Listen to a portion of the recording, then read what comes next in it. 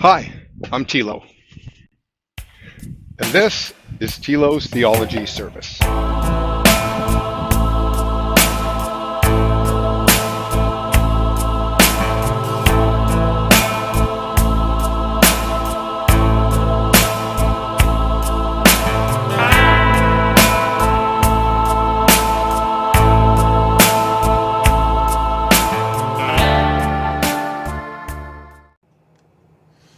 Hi, and welcome to the shop.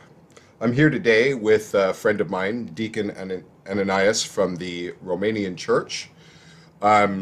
We've been friends for some time, and he is, like myself, a convert to Orthodoxy. And we're going to discuss today how he became Orthodox. Deacon, would you like to introduce yourself? Thank you, Thilo. Yes, I'm, as Thilo said, I'm a deacon in the Romanian Orthodox Church and a convert. And my background is converting from evangelicalism, evangelical Christianity, to Lutheranism, and eventually to Orthodoxy. This is not an uncommon path, the path backward. Typically, you find the people who take that path backward historically do it through studies, where very often you see people who go the other direction do it typically through emotional responses and Right. not so much through scholastic endeavors. Yeah, and so part of my education was obviously due to, I'm indebted to my education for my conversion as well as many other things. But again, I started in evangelical Christianity, in Calvary Chapel is where Which Calvary was that? the original. Chuck Smith. Chuck Smith's, in Costa Mesa. Went to junior high and high Surfer school there. Church. Yeah, that's right, Surfer Church. Nice, nice. So what was it that kind of pointed you down this road toward Orthodoxy?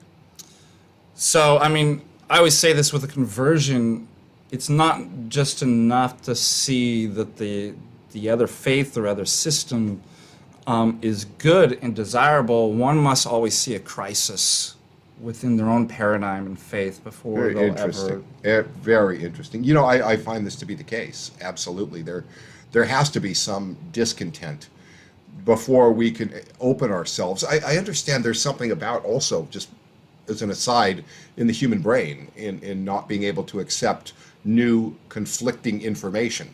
There's something in us where, like, the emotional sphere kicks in and we shut down. Yeah. And so there has to be something to invoke that openness of inquiry.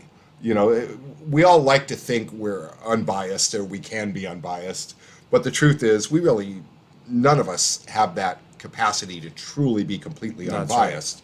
Right. And I've always said that, that being aware of the bias is a starting point. That's right. In order to learn anything. But even so, then there has to come something to help kind of deconstruct. This is a huge thing. We find many people, at least I do in the Coptic faith, that convert through, say, marriage. And I always say they, converted to a beautiful Egyptian girl. They didn't convert to the Orthodox faith. And then I find that, later on, there really wasn't any deconstruction, and there comes a sort of a melding of the two and not understanding what the distinctions are. Yeah. So what was it that created sort of a discontentment in you that made you now want to look further? Is there something else? And then what made you look in this direction for something else? Right. So, I mean, this probably started in high school, going to evangelical services, that there were things that at a very emotive level, I hadn't processed it intellectually yet because I didn't have the tools theologically or philosophically. It hadn't been introduced to me to be able to kind of sort these things out. And so it came at a kind of very gut reaction of something's not right or something's making me feel uncomfortable about this. And it typically was kind of the ethos, the style of worship. Talk for just a moment what an ethos is, because I use this term all the time, and people ask me, to kind of help define.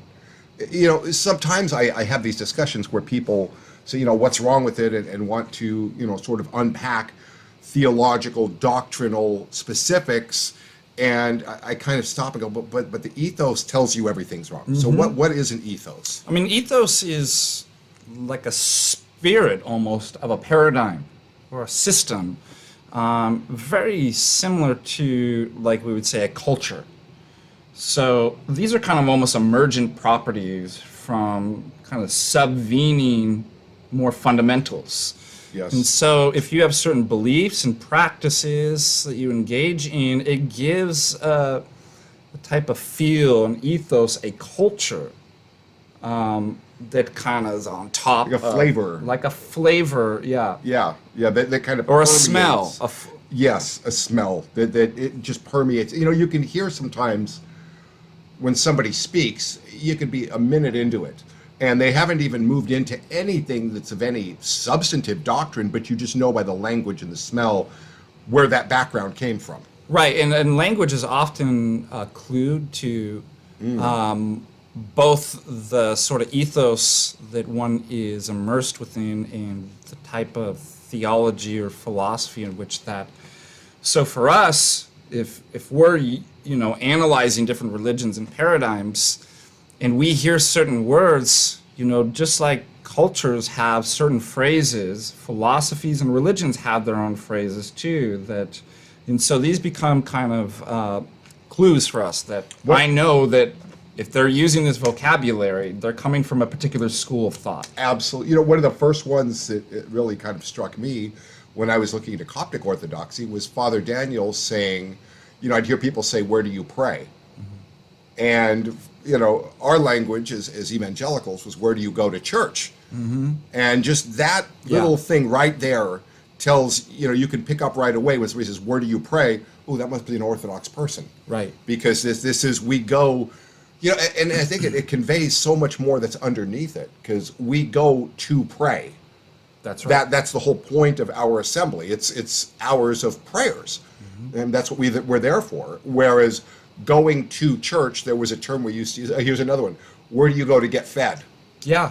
Okay, and getting fed is clearly, it's like this, neon lights, evangelicalism. Yeah.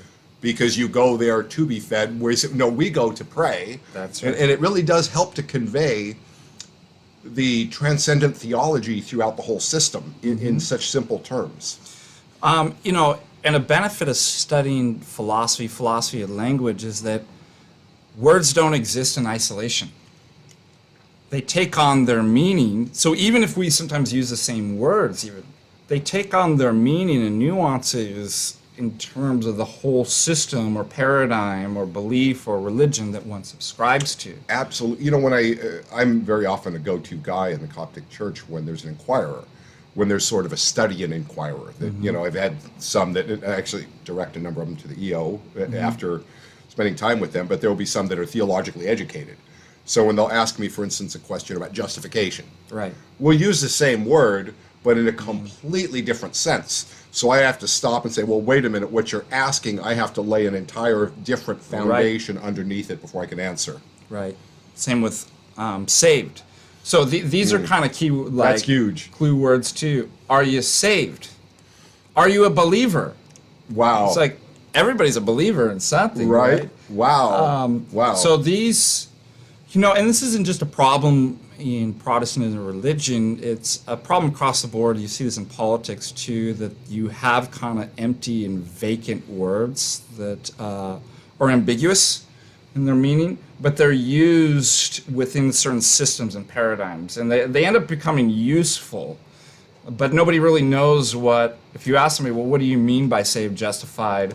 What do you, they may not have a coherent. Are you spirit-filled? Are you spirit-filled? Wow, I mean, like right away, this is a charismatic. Right. Are you slain in the spirit? Have you been slain in the spirit? Yeah, it's like, I don't know, now that I'm Orthodox, when I hear that term, I think of Ananias and Sapphira. Yeah. Wrong Ananias, by the way. So, so Calvary Chapel is really interesting. It comes out of, both a Baptist and kind of Pentecostal merger. Foursquare Church, I think, is where Chuck Smith came out of, but there was a lot of Pentecostal influence as well.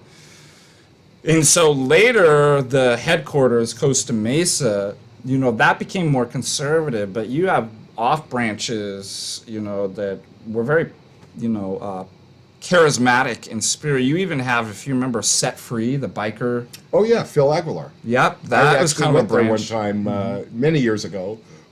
I kind of liked it. Yeah, everybody looked cool. A bunch of tatted thugs Yeah. doing church together. Nice. But I noticed that like every week, again, it's back to the ethos. Yeah. So this was a ministry set on drawing people out of very harsh, dark, sinful lifestyles to the light of Christ.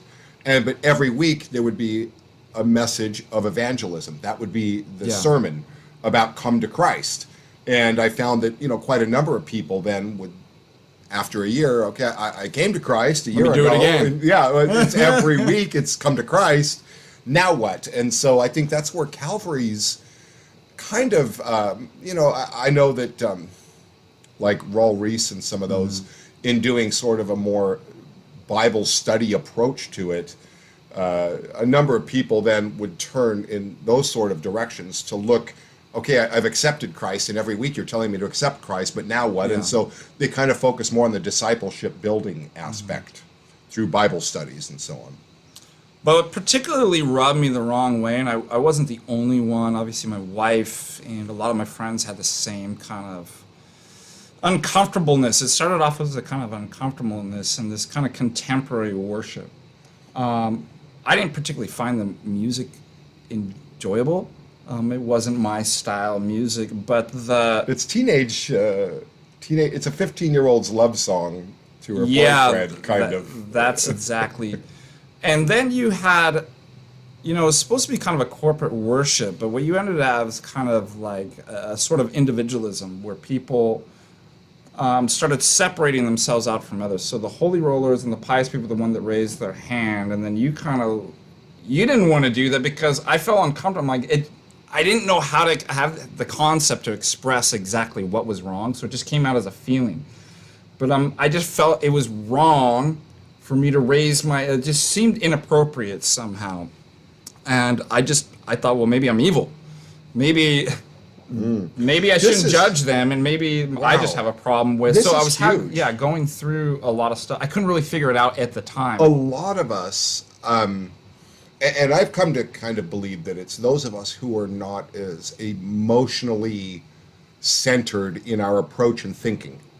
We would be in, because I know others, and I had the same experience, would be at the church and everybody's raising their hands and they might be crying. That's right, yeah. And I'm like, and the thing was, you were then told this is the Holy Spirit. Right. Specifically, in no uncertain terms. But then I'm like, then why isn't the Spirit falling on me? Right. What's wrong with me? Right. And I know a lot of men, particularly, who aren't hyper emotional, Right. that would have this same experience.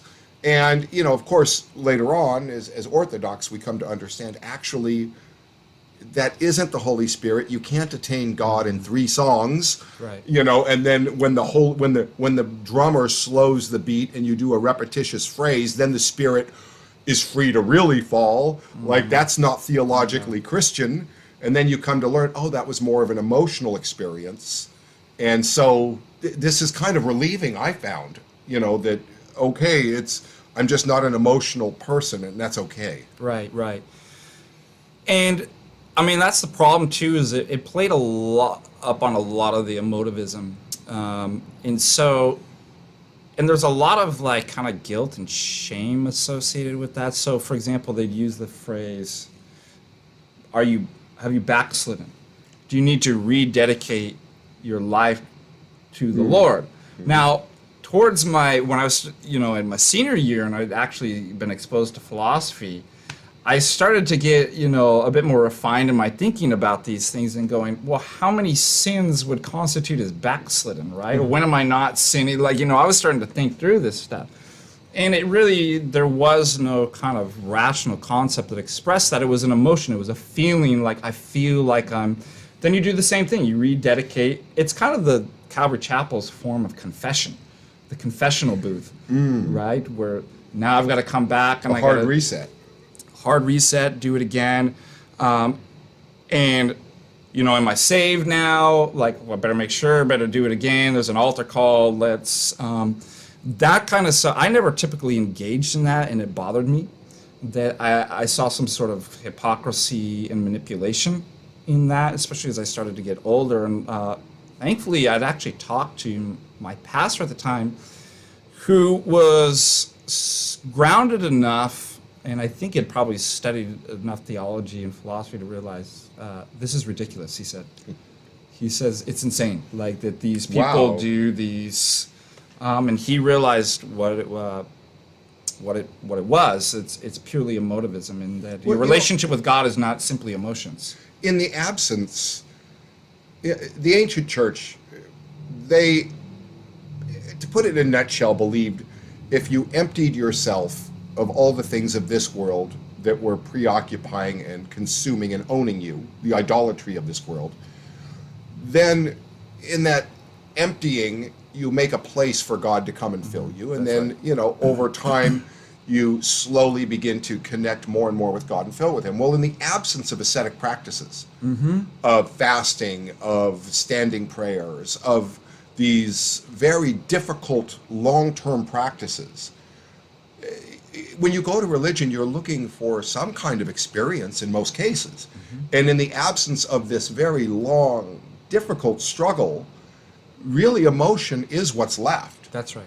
As a gauge. And then how much emotion I feel is the gauge of how saved I am or how close to God I am. Yeah. I think it rubbed me the wrong way too, because emotions for me to engage in that kind of level of emotion, it felt like a loss of control.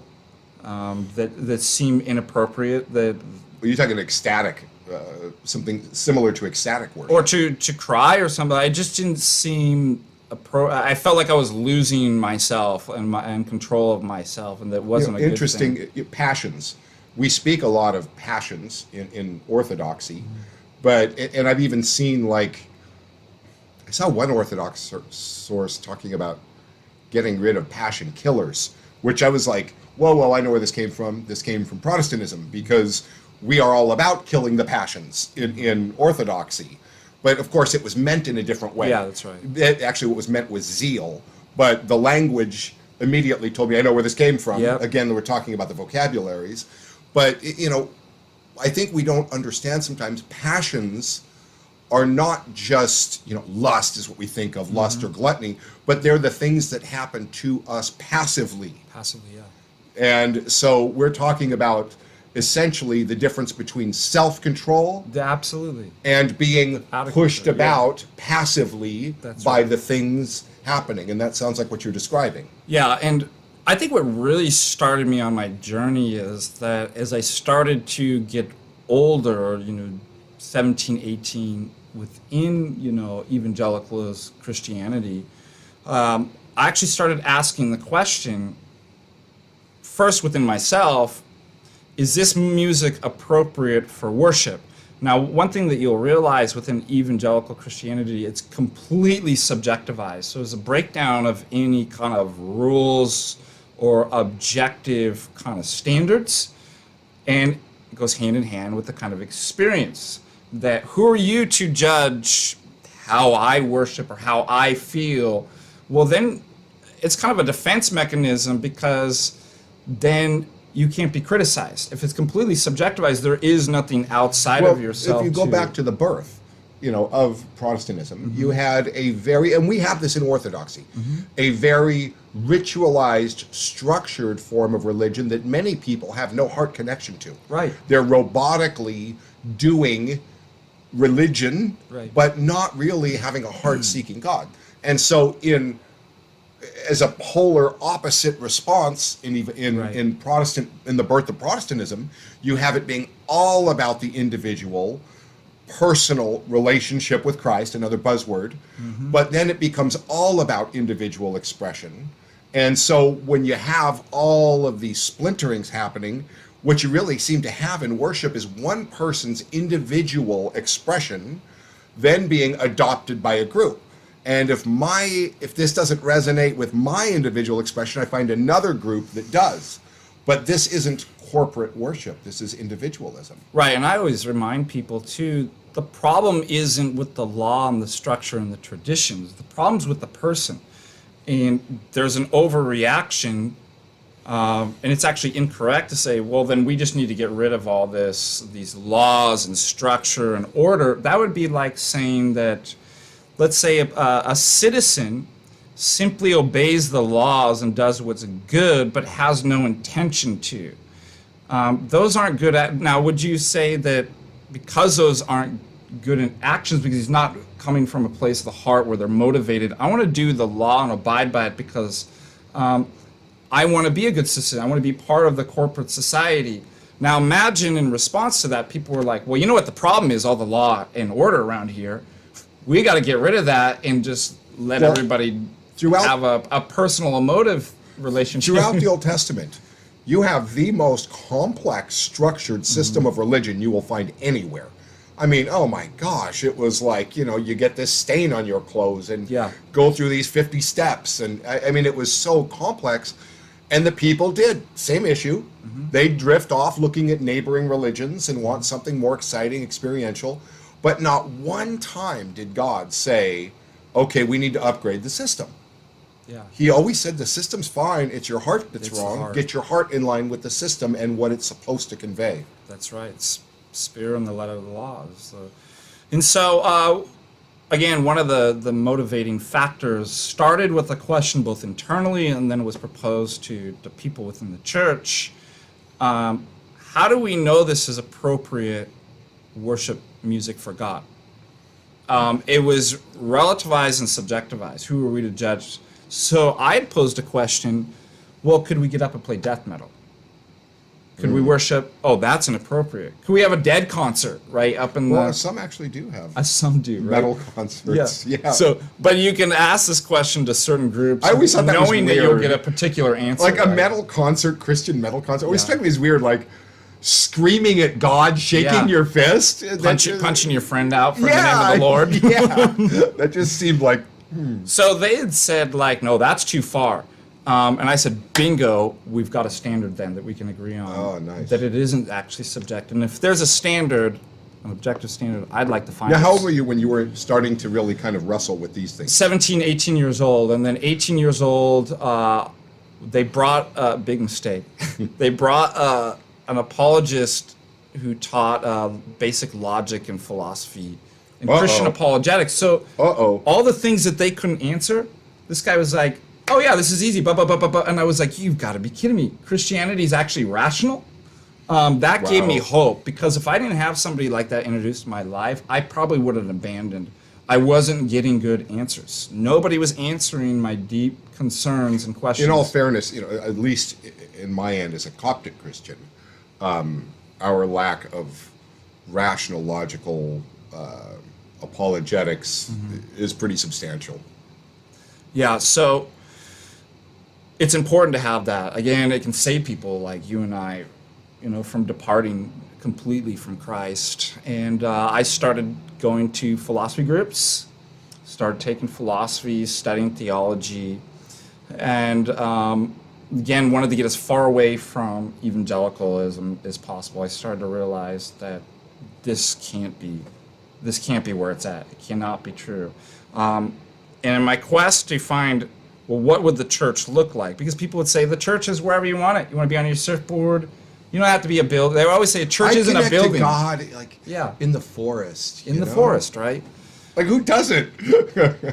So I started to get more nuanced in my thinking that, well, there's things we do in communion with one another and fellowship, and there's various Christian things that we do, but I'm not convinced that that's church. And so I wanted to know what was kind of the necessary condition, if historically, what always seemed to be kind of the common denominator, as opposed to a Bible study or almsgiving or setting up a hospital. Those are all things Christians do, but I wanted to know what church was. And what it came down to was the Eucharist. This was the reason they met. This was the central focal point why Christians met every Sunday. Yeah. So that's when I went to go study the great books, the classical liberal arts education at Thomas Aquinas College, not only to just learn philosophy, theology, math, and science, But again, I was thinking that Roman Catholicism is probably as far away in Christianity from evangelicalism as you could get. And so I went in with a kind of open heart to basically, I'm going to study the fathers, I'm going to study and see if this is Rome. Now, when I did that, I realized I'm not converting to Roman Catholicism, but I gained an appreciation for the real presence of the Eucharist. Traditions, an ecclesiological order, that it wasn't just, myself and my Bible and Jesus, right? And so I kind of went back to, my father's side of the family, being from Minnesota, everybody's Lutheran. And so this was something that they had sacraments, there was tradition, and it wasn't Roman Catholic. But sacraments and tradition, liturgical structure, Yeah. in itself, people seem to identify that as the problem.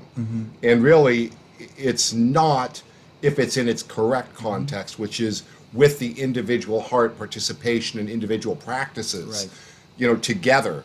It's that it exists so often in a vacuum of, just ritualistic practice among many of those from the older religions. Right. That people kind of identify it this way and then swing all the way to the opposite ditch on the other side of the road, which is all individualism. Right. Rather than walking down the center, which incorporates and brings those two together. Right, exactly. And proper orthodoxy brings those together. Yeah. Anybody who's not experiencing the personal zeal and commitment and struggles and seeking that personal connection to Christ is not walking in true Orthodox teaching anyway. Right, and so what do we always say to the Protestants when they're like, you need to have a personal relationship with Jesus Christ? It's like, hey, we have that. We're the original personal relationship with Jesus Christ. How much more right? personal can you get than the Eucharist? Yeah, that's exactly. And if you think about relationships with other people, they're not a bad relationship would just be pure emotivism. It reminds me of like two teenagers just like acting on emotions without any kind of structure, order.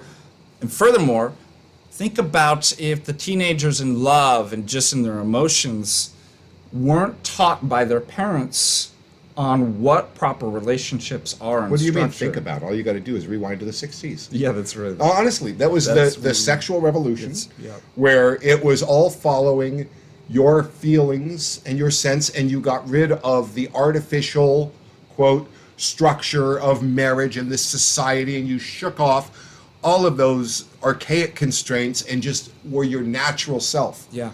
And since then, if you look at the illegitimacy rate, the fatherlessness rate of, and go look at the prisons and then correlate that in poverty to fatherlessness, you see a direct connection. This is what happens when you have that love and personal sense of relationship without the structure around it. It's disastrous. And it's always sold under the guise of freedom. This is the temptation of the devil. You don't want to be restricted by laws and order. You want to be free, right? The true libertarian, the devil. Yes. And Yes. that, Plato himself had said, too much freedom is slavery. It's a trap. It's a Trojan horse that, under the guise of freedom, where we release all the shackles of tradition and order. And what happens when we're completely emotive and within our passions is that we find then we become no longer free. Slave to the We're passions. slaves to the passions. We become addicted. True freedom, I can't remember where I heard this, but true freedom is not being able to do what I want. It's being able to do what I ought. Yeah, that's exactly the... And so from Lutheranism, I started to become disenchanted because Lutheranism started to change quite a bit. Now, I was in the conservative branch. But Lutheranism gave you some structure, some sense of clarity about things. Right. And something that wasn't shifting and changing every 6 months with, with the new worship team every 2 years and Right. with the new worship set every 3 months or whatever. It was giving you some liturgical structure. Right. Well, the problem is evangelicalism creeped into Lutheranism. Well, That's yeah, when it there are started. some traditional Lutheran branches or churches out there, aren't there? They're getting less and less. there So are I some. mean, like, on morals and social doctrines, like the Missouri Synod would be still very traditional, but they always want to reinvent the system to reach people, right? So it's about getting, we've got to make this popular. How are we going to reach people? Now, it always backfires, right? Because Every time. yeah, Every time. you might get a lot of people at first, and then the numbers drop out. Because really, I mean, I see this in the Coptic Church, and I shake my head because, I mean, it's one thing to talk about Lutherans. Can you imagine Egyptians doing this, trying to be Hillsong? It's, oh my gosh, it's horrible. The singing is horrible. The music is horrible. It's like, you'll never be as good at this as they are.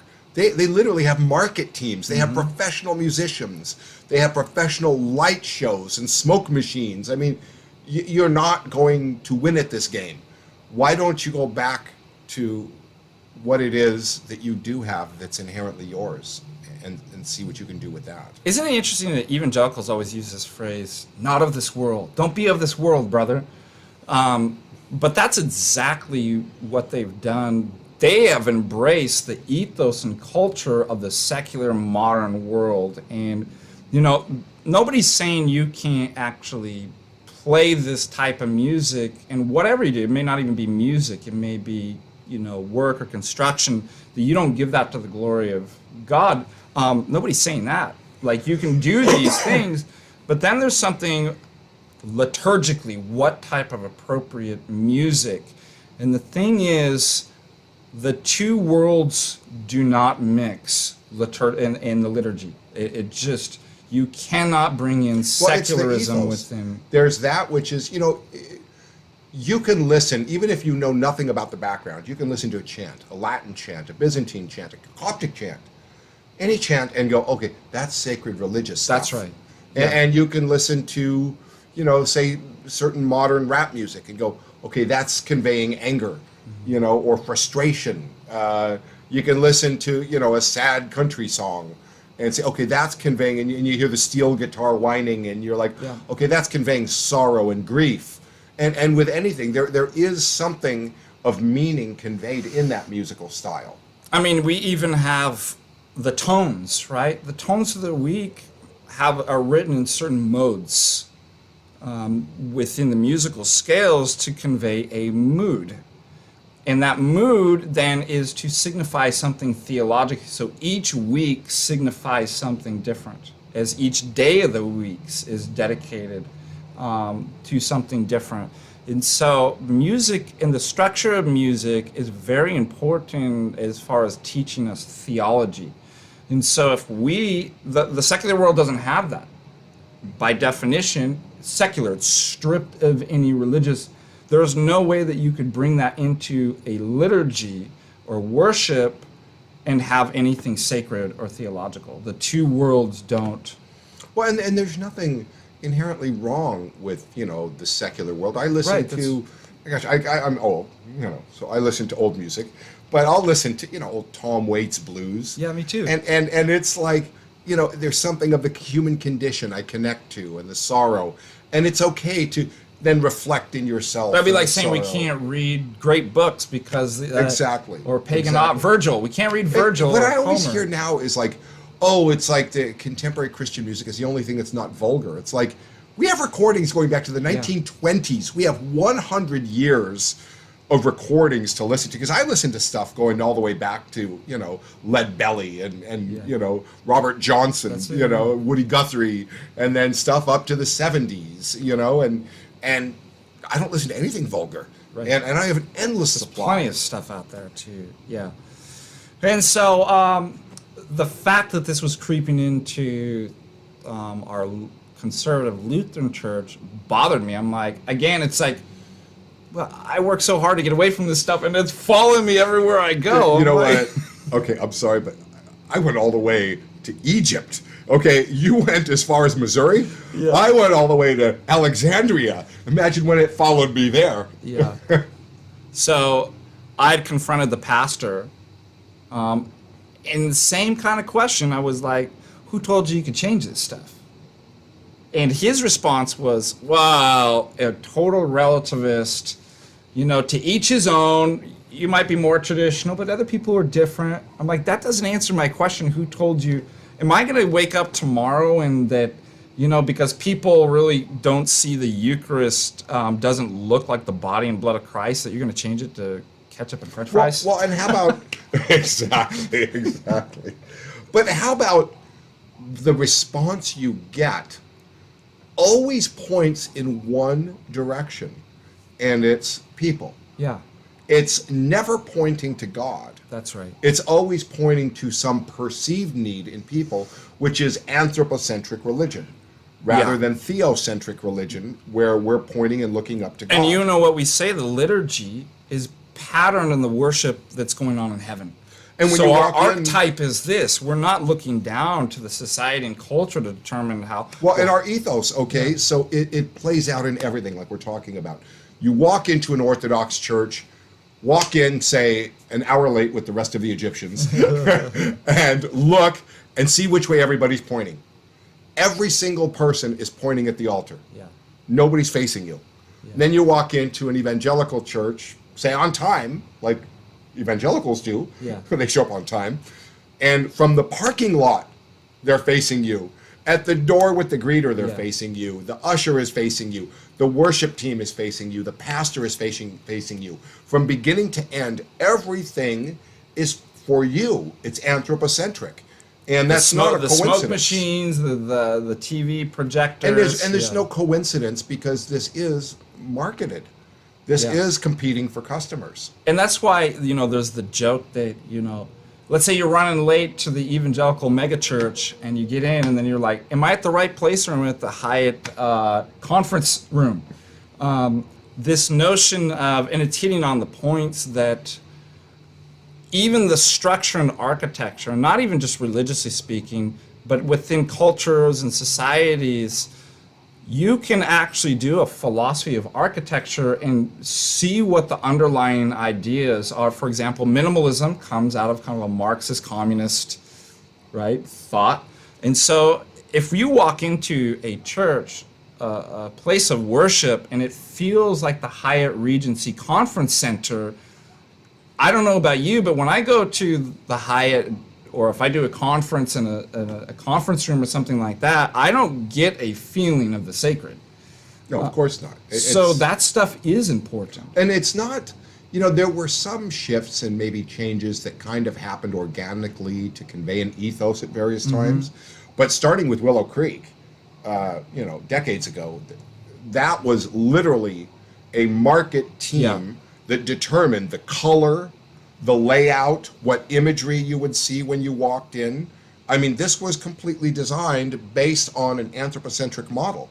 It's none of this just, in the modern thing, in the modern time, it was just like something that sprung up. Like organic, right? Yeah, it was totally planned. And then all the other churches that didn't have the marketing teams are just copying the ones who did. That's right. That's right.